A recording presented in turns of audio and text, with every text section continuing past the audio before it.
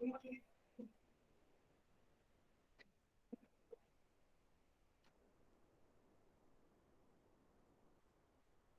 just waiting to start the recording. It is for some reason not starting. Just a minute.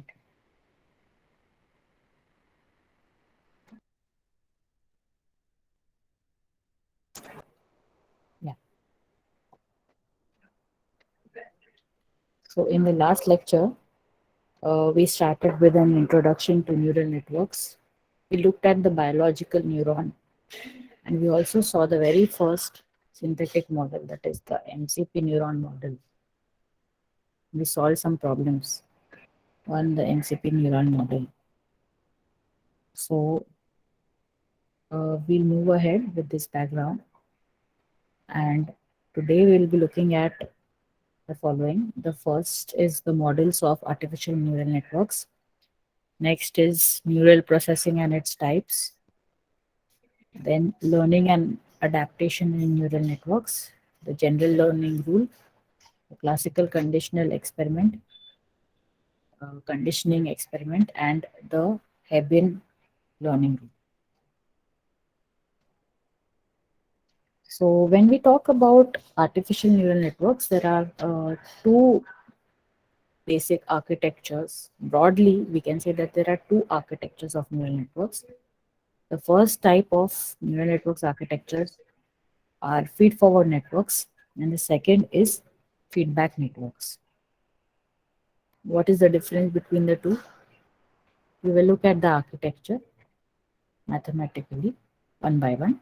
So, when we talk about feed-forward networks, the general architecture of feed-forward network is given here. In this particular architecture, you see a single input layer and a single output layer. Okay, so now whenever you have a feed forward network, you have certain terminology which you need to use in order to represent the elements of this network. So the input layer you see is a vector, and what is that vector? Basically it's nothing but the feature representation. Okay, then the features which you're going to provide to the network. So input layer is the features that you're going to provide to the network, and the output layer is basically what kind of uh, usually it is a class, because when we are going to use feed forward networks, we use for classification tasks. So it is the class which is represented by a vector again, because you will have n number of such classes. So the input vector that you have, basically that is x, which is given. It is this uh, n-dimensional vector x1 to xn. So where x, these each xi is a feature which represents the data which is being fed to the network, and uh, O is the output vector which consists of these individual outputs. So assume this is n features that you're giving to the network, and there are m classes. So you will have this kind of an architecture. There are m classes, so m dimensional vector. Now each neuron which is there actually is connected. So from one layer to the other, so input layer to the output layer, it is connected by a weight, right? So this weight basically is again having a notation that we are using, that is wij. Now where I is the ith output neuron. Okay, so I represents the ith output neuron. This is I, and this is j. So wij actually represents a weight which connects the ith output neuron with the jth input neuron. Okay, so when we are actually designing it, what do we do actually? What kind of a computation do we perform?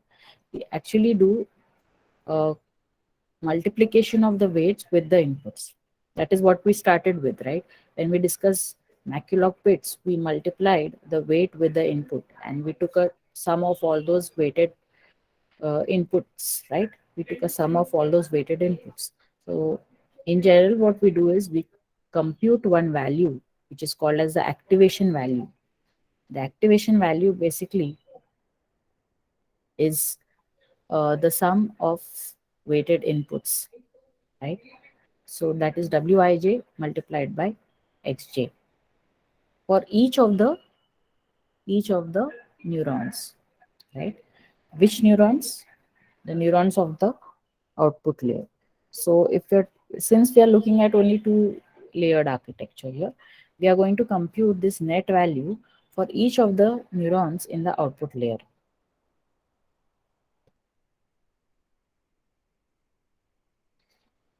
right? So for each of these m neurons that we have, we are actually computing the net value. And then after we compute this activation value, what we do is we actually apply one function over this value, this computed value.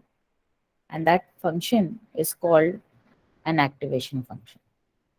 So you apply an activation function over the net value or the activation value that you actually compute for each of the neurons. And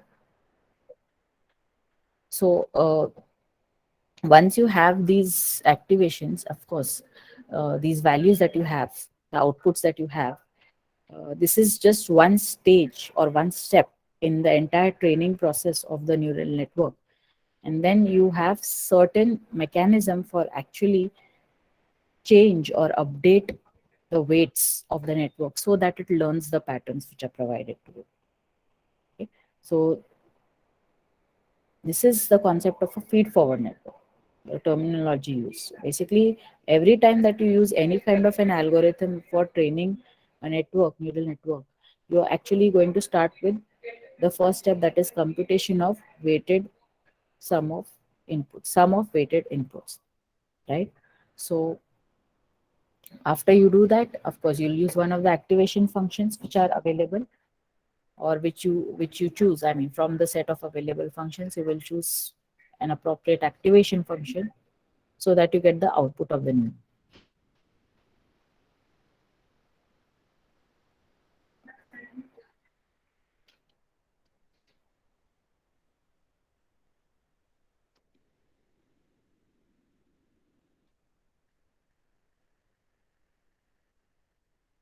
So in practice, you will not have a single layer of output layer, but you will have multiple such layers which are stacked up and form a feed-forward network.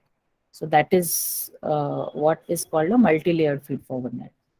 So this example has a single layer which is there in between the input layer and the output layer, that is called as a hidden layer. So the hidden layer basically is going to be there in between the input and the output layer, and it actually is going to learn certain features on its own. So there will be several such hidden layers which are going to make the learning process easier for the feed forward network, because it is not very easy to study or learn a complex pattern by just a single layered network. So if the pattern classification task that is given, if it is complex enough, then you need a multi-layered feed-forward network, which is the case in real-world scenarios. So this is just some terminology. So x1, x again, x is the input vector, y is the hidden vector, and z is the output vector. So there are set of weights you can see between the input layer and the hidden layer, and there are another set of weights between the hidden layer and the output layer. So we have used different notations for that. One are the weight matrix V, and one is the weight matrix W. So you're going to adapt, or you're going to change or update each of these weight vectors, weight matrices which are there. Okay, as learning progresses, and ultimately it will learn the task. that it is trained on. So that is how it goes in the case of feed-forward networks. The second class of networks that is available are feedback networks. The feedback networks basically uh, are having the output which is computed. The output that is computed, which is at a current at some time step, is equal to or is dependent on the previous time steps output. So that is a feedback network. So feedback network stores that network. So there are feedback connections which are there in a feedback network. There are some connections which go from the output back to the input. So these are feedback connections. They are also called as recurrent networks since at the k plus 1th instant, the output will depend on the entire history of the network starting at the instance 0. So if you want to compute the output of such a network, then if I say I want to compute at the next time instance, so it is O1. So O1 is a nonlinear mapping of over the weighted sum of inputs. Okay, so assuming that x0 is the input which is given, so O1 is actually a nonlinear mapping, or this one that you see is a nonlinear mapping, right? So this is nothing but an activation function that you are applying. So the activation function you are applying to weighted sum of inputs. So if you're computing O1 at the next time instance, assuming time instances start from 0, 0 is the input that you're giving. So 0 or on giving the input as a 0 time instance, you're computing the output at the next time instance 1 O of O1. So if to compute for computing O2, you need to apply this activation function again. And now this time what will happen is you will apply this over the previous time instance. So W at the next time instance, the output is going to be W times O1, W times O1, right? This is O1. So W times O1, and then again you apply the activation function over it. And this process will continue. So in general, at the k plus 1 time instance, it will be a series of activation functions which are applied to the original input which was passed, okay, to the network. So this, what we see, is a general way of working, or it's a generic architecture for a feedback network or a recurrent network. But there are several such types of networks which we'll be looking at, especially in deep learning. When we talk about deep learning architectures, we'll be looking at RNNs or recurrent neural networks. The basic principle, how the network actually learns by providing input at different time steps, and then how the entire output is computed, and the algorithm that is used for training that is back propagation through time. So when we look at that, we'll revise this concept, we'll come back to this concept, but this is a generic feedback network which is given here. There are others also, other architectures also apart from RNN. So RNN has variant LSTM, okay, and then again you have more complex encoder decoder architectures. Okay, so that depends on what type of problem you're solving. But in general, feedback networks, they have certain memory which is associated with them. They have this memory which is associated with them. They store something. They store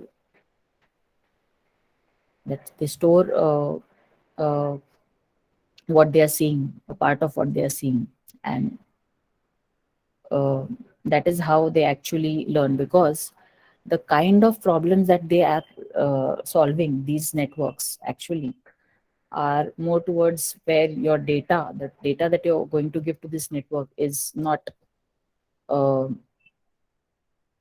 static, but actually it is sequential in nature. So when you have sequential in nature data, which is sequential in nature, then in that case you make use of feedback network, so that some association between the data that you're providing is learned by the network. Okay, so it could be series, it could be time series, it could be language, English language, any language for that matter. It could be music. So, so feedback networks are typically used for such applications. So you will require recurrent networks if you have such, if you're modeling such kind of applications. Okay, because feed forward network cannot keep track of uh, the sequence, cannot understand the relationship between one input and the other.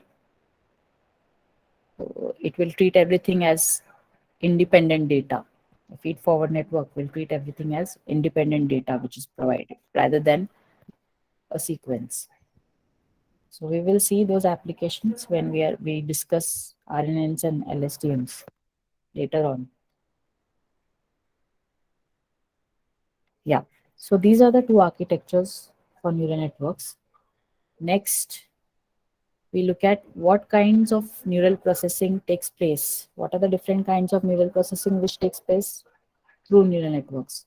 So these are the different kinds of neural processing which takes place: auto association, hetero-association, and classification. What are these terms? Auto association, hetero-association, and classification. Let us see one by one. First is auto association. So auto association is basically using the neural network, you can store a set of patterns in a network. So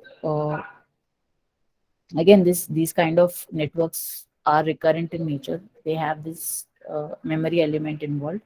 So what happens is, if the network is presented with a pattern which is similar to something which it had seen earlier, then it will associate that input with the closest stored pattern. So basically what this network does is it stores the patterns.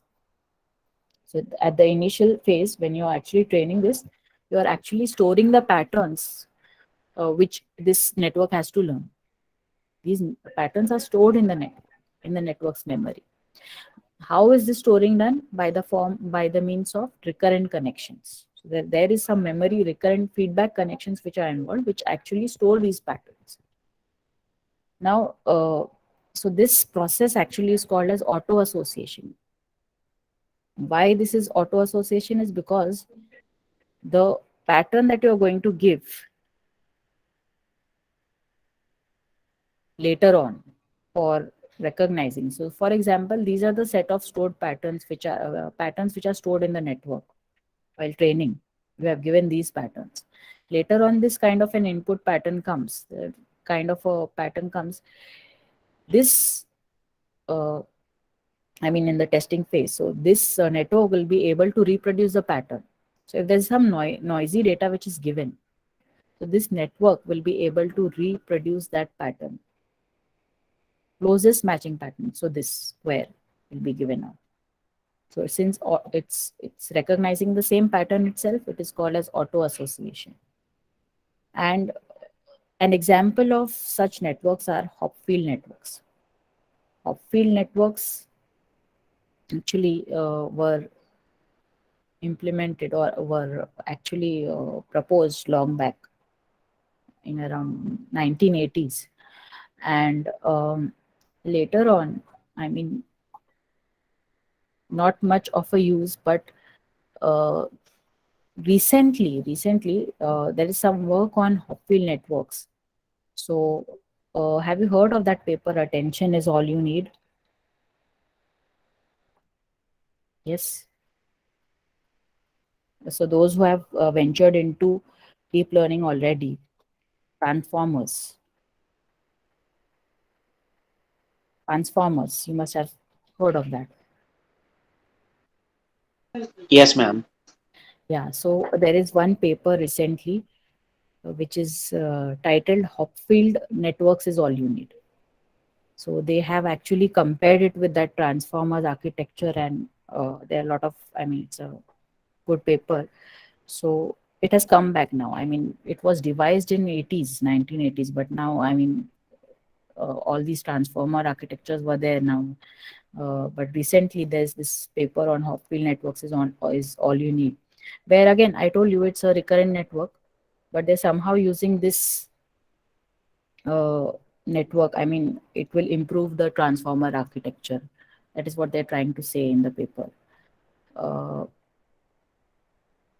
so it's not that some architecture has been proposed, and I mean, after a few years again, it can come up. I mean, there could be some variation, some improvements over the existing architecture, which will actually be helpful to solve certain other problems as well. So that research keeps on going in that direction as well. Okay, so that is about auto association. Basically, it's just going to reproduce that pattern back. Next is hetero-association. That is another form of hetero association. That is, what happens is the patterns that are stored, instead of a single pattern, there is an association of patterns. That is, a pair of patterns is stored.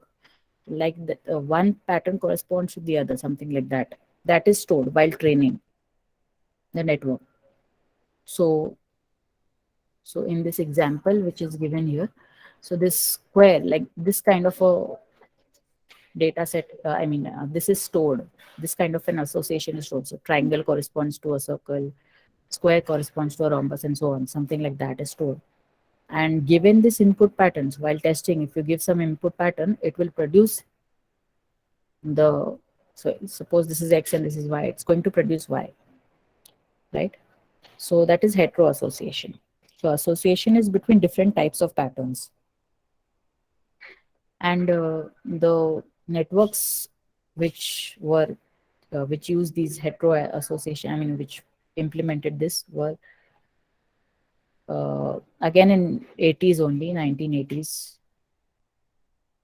That is bidirectional associative memory. So it's bidirectional associative memory. These networks are there. They were used for actually getting these associations, hetero-associations. And because Hopfield networks is for auto association, the principle of working of Hopfield networks is different from these bidirectional associative memory. Um, but again, these are also, whenever I say that they are storing the pattern, then I mean that it is actually having memory. So these networks are having memory. These are feedback or recurrent networks. So these are the two tasks which are slightly different from feed-forward networks, which are uh, provided by neural networks. So this is a kind of neural processing which is possible. And then you have classification, which is the typical task of a neural network. So basically, um, so what this says is that their classification is a special case of hetero-association. So now association is now between the input patterns and the class number. So what you are actually trying to do is you're trying to associate the input pattern with a class. So this belongs to a group of objects, 1, 2, 3, 4 belong to class 1, right? Some other objects, 4, 5, 6 belong to class 2, and so on. So the association is between the pattern and the class number. Now, if the network's desired response is the class number, but the input pattern does not exactly correspond to any of the patterns in the set, then the process is called recognition, character recognition, right? So character recognition is a task which is done. So it's actually a classification task. Okay? But why it is called character recognition is because whenever it is going to see a new, so suppose you have characters stored, A is there, A is there, different, I mean, handwritten character recognition. So a new A somewhat like this comes up. So it belongs to this class, right? So it's recognizing the class. So that is character recognition. It's not exactly. It's a recognition problem. So when a class membership for one of the patterns in the set is recalled, recognition becomes classification. So you are just telling that this belongs to class 1, class 2, or class 3. Then it becomes classification. So different ways of interpreting the same thing actually. Just making a kind of a distinction here. Then is learning and adaptation. So how does a neural network learn?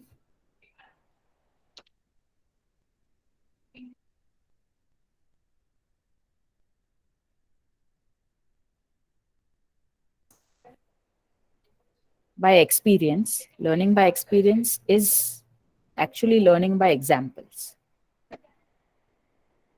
Okay? So experience is nothing but the training or the learning which has happened by means of examples. So it is seeing so many examples of the same class, for example.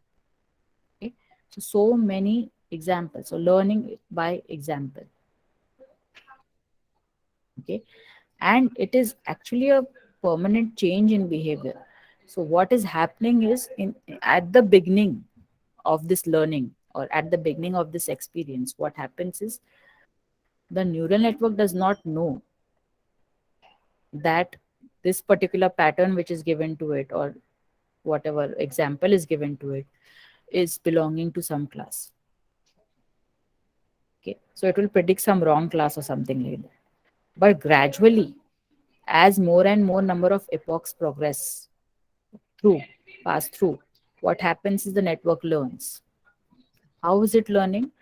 It's learning by means of change of weights. So it's changing something in its architecture.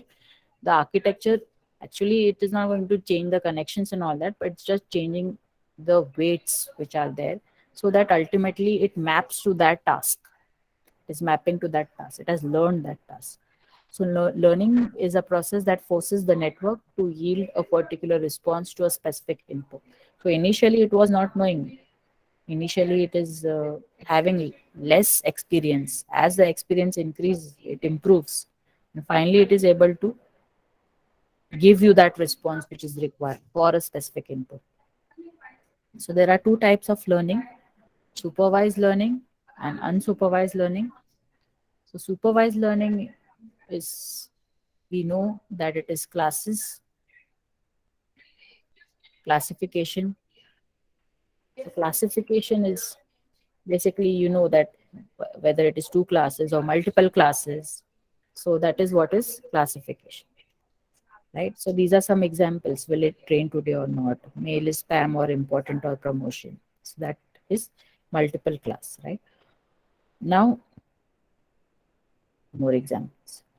So when you look at the architecture of supervised learning, it looks like this. So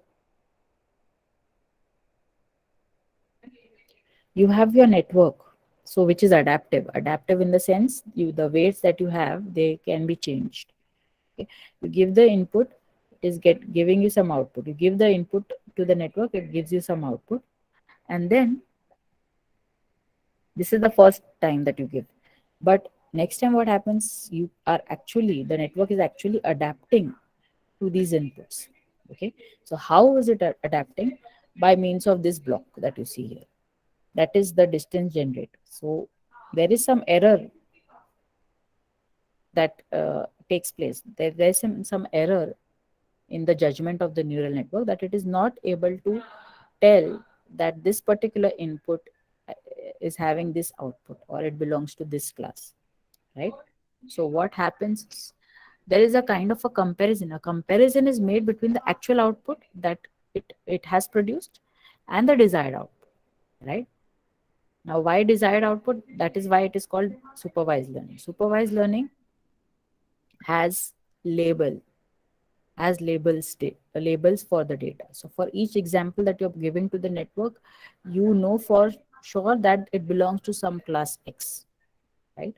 So there the comparison is made between that output which it has produced. And what is the output? Basically, output is nothing but the activation function applied over the weighted sum of inputs, right? That is output. Now this output that you've done is nothing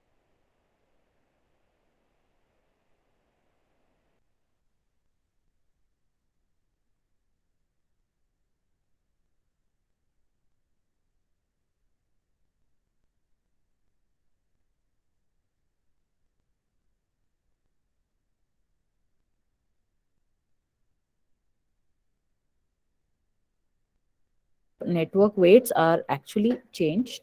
What happens is the network performance improves. And in the course of learning, finally it learns how to train it, right?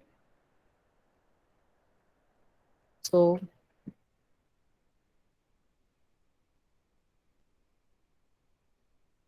this distance function which is there, it takes two values as input, the D and O. D is the desired output and O is the actual output, right? Desired output is the label basically. And then what we have done is you are going to actually update the weights. Now, how do you update the weights? That depends on the different learning rules that you use, which learning rule you're going to use. So depending on what learning rule you're going to apply, the that computation will change. Okay. And this method actually is analogous to classroom learning. So the teacher's questions are answered by the students and corrected if needed by the teacher. So for example, I ask you a question, you are answering, giving me some answer, but that answer might not be correct at the first step. So what do I say? I give you some feedback. I tell you that no, this is not the correct answer. This is the correct answer. That is what I'm trying to do here. So I correct that answer. So that this supervised learning is analogous to classroom teaching. Next type of learning is unsupervised learning. Unsupervised learning is clustering. Clustering is basically you're going to group similar patterns together, and what happens is learning is done through the data itself. There is no labeling of data. The data is not labeled. Typically, these are examples of clustering. So, given news articles, you are clustering into different types of news. Given a set of tweets, you are clustering based on the content of tweet. So if there are some images which are there, you cluster them into different objects. So that is clustering. So how does clustering differ from classification?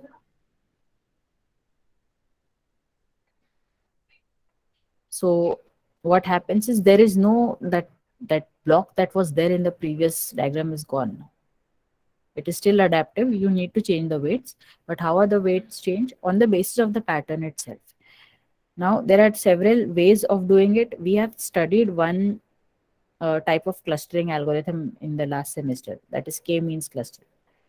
But now here what we will do is we'll be studying the clustering algorithm which is used as part of neural networks.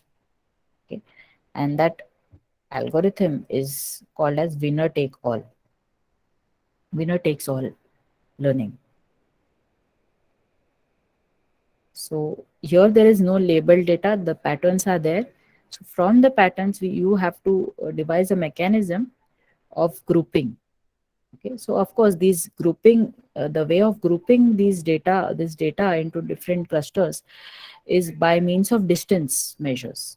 So you make use of distance between the patterns. That is the central idea of clustering. You use the distance between the patterns. Patterns, how two patterns are different or how two patterns are similar. How much of these are similar. So if there is one pattern x1 and another pattern x2. So what unsupervised learning does is it tries to see how similar or dissimilar these two are. So there are different ways of accomplishing that. You can use some distance metric Okay, similarity metric, dissimilarity metric. So we will look at that when we go for winner takes all learning. So this learning algorithm is the basis for the other advanced, I mean, this is for a single neuron, layer of neurons, single layered. But what we do is this, in fact, this algorithm is extended to multiple layers. So this is the basic algorithm which is there, which is used. And whatever other algorithms that are there, they are variants of this algorithm. That is winner takes all learning. So this is the second type of learning, that is unsupervised learning.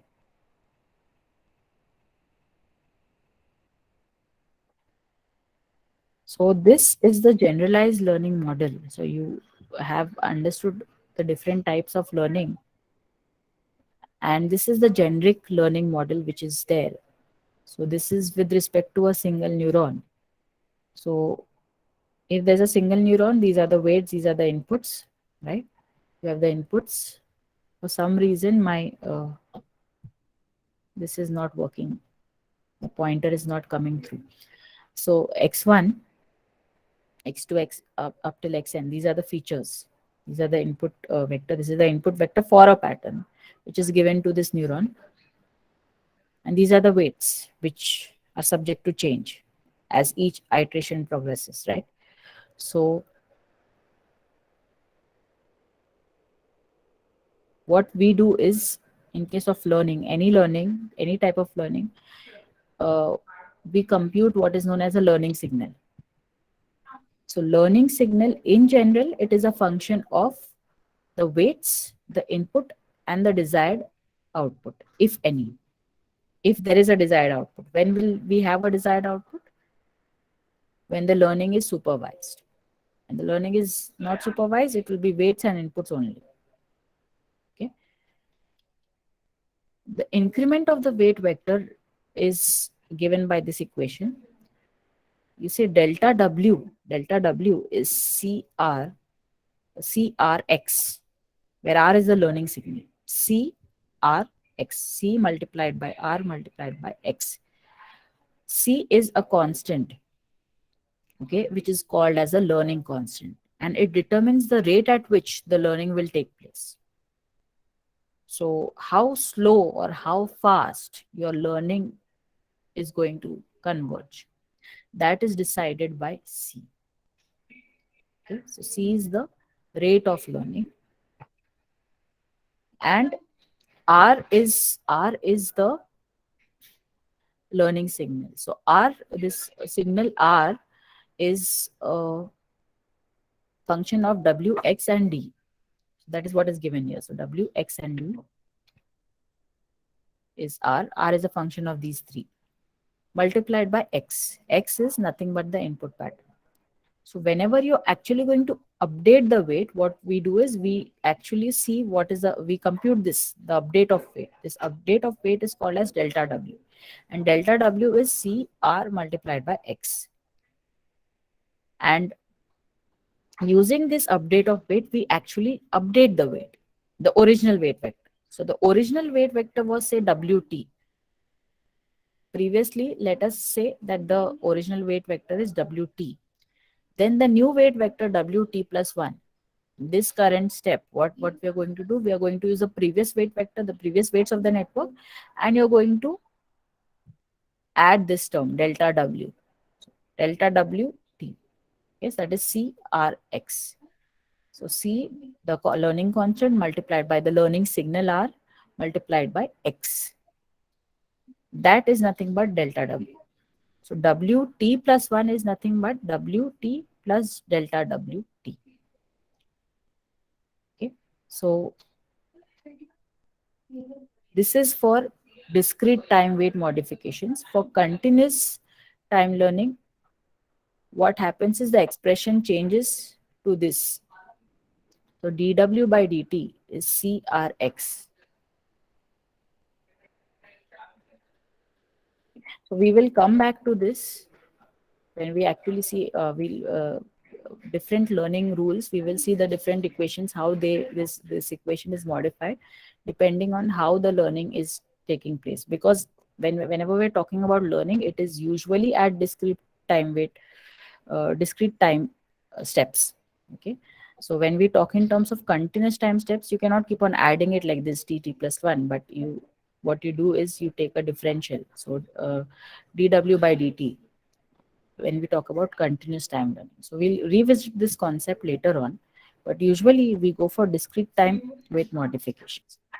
Okay, so we will come back to this next time. What we will do is we will move ahead. Since we are short of time, I'll stop here, and the next topic we'll continue with it in the next lecture.